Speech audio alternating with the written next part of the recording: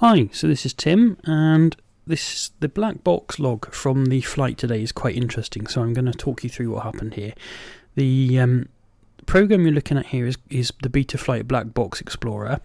So what this shows us is the video overlay that was recorded from the quad, and we've also got a log of all the onboard sensors from the quad. So we've got the motor power for each motor. This is the top set of lines here.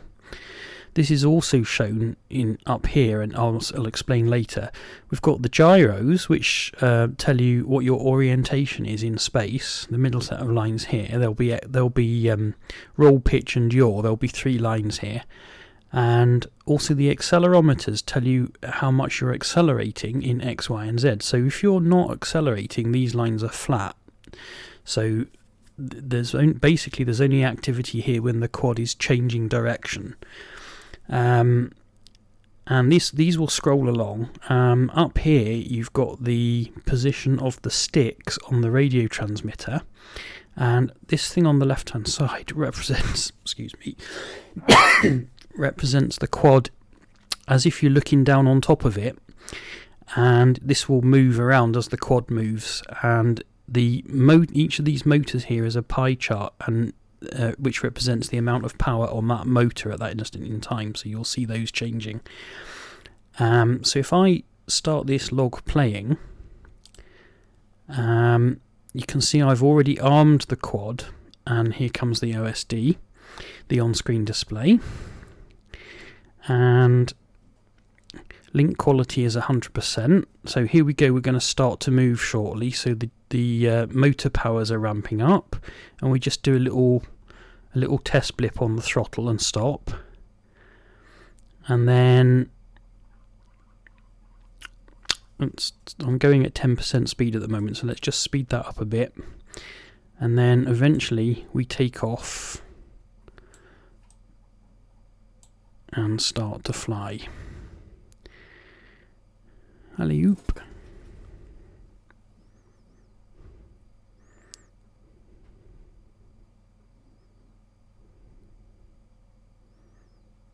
Good. Now the critical thing to watch from the pilot's point of view is the battery information down here, and we've got this is the overall voltage of the battery. So it's a 6S LiPo, so it's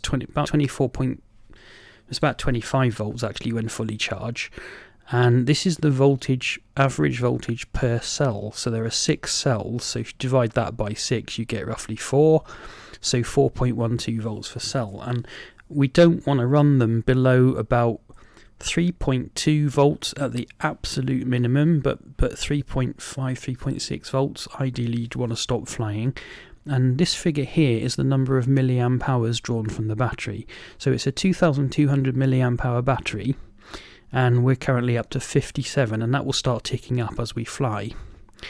So we've got the GPS coordinates here. This is very, very handy. If you crash and you've got that recorded, you can figure out exactly where your quad went down. Altitude might be a bit unreliable because that relies on the GPS. This is how long we've been flying for, so it's basically 25 seconds since I armed it. This is the throttle setting. This is, I'm not quite sure what that is. Oh, that might be no, this is the speed here, so I'm not really quite... Oh, that might be the trip distance. This here is the distance from home, so how long in a straight line back to where we took off from. And this is the number of GPS satellites we're currently tracking. There's a compass bar here, so we're pointing approximately north now. This up here is the video transmitter settings, so we're on race band 8 at 800 milliwatts power. And this is the link quality. The 6 is kind of technical, I won't go into that. It's essentially the packet rate, and 100% is the link quality here. So this is full strength. This is the receive signal strength indicator, and that doesn't want to go below about -90 ideally. This says that black box logging is turned on, so that's what all that means. So away we go again, and we're off.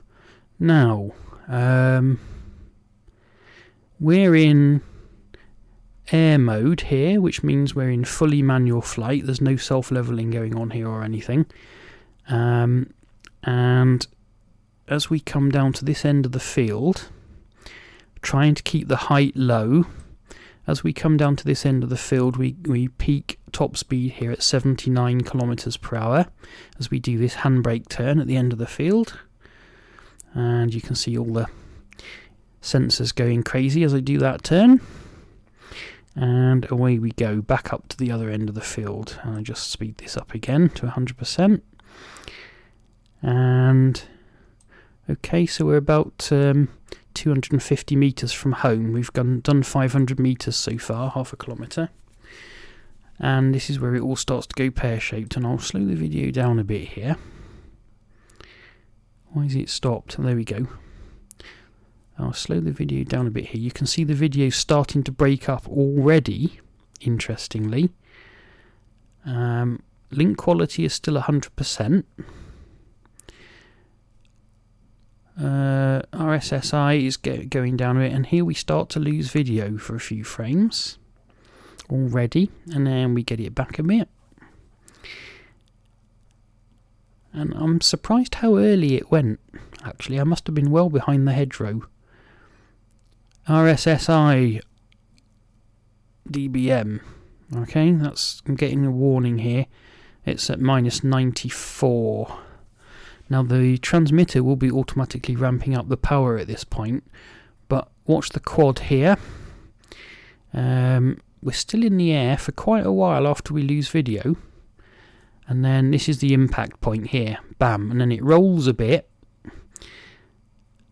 lands upside down and just kind of bounces around a little bit. It comes to rest, I think, on the battery, and then interestingly it doesn't disarm, because I'm thinking at this point we're in GPS rescue mode, because I've switched it into GPS rescue.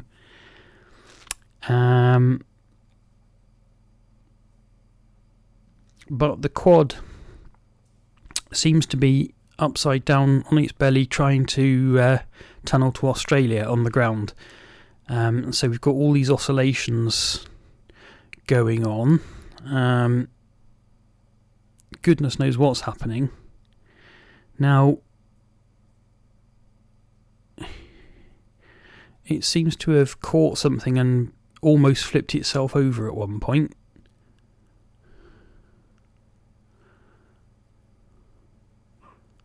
So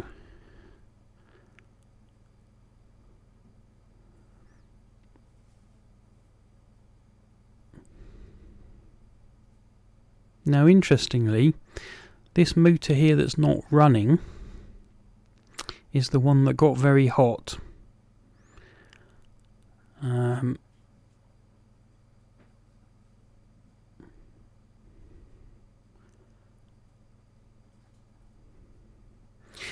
So it was in this state for quite a long time, and I don't know why. I thought I had disarmed it quite quickly. I'm only running at 15% speed here. Maybe let's speed this up a bit to get a realistic time scale. So it's in this state for quite some time. With one of the motors running at full power, basically. And I wonder if that's the one that got really hot.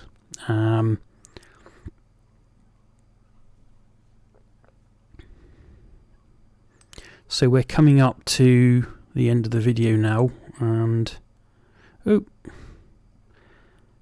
I've mucked that up a bit. Hang on. Forward, end of log. There we go. So here we did actually get the disarm switch. So during all that time I was hopeful it was flying back under GPS rescue mode, and in fact what was happening is it was on its belly trying to dig a hole.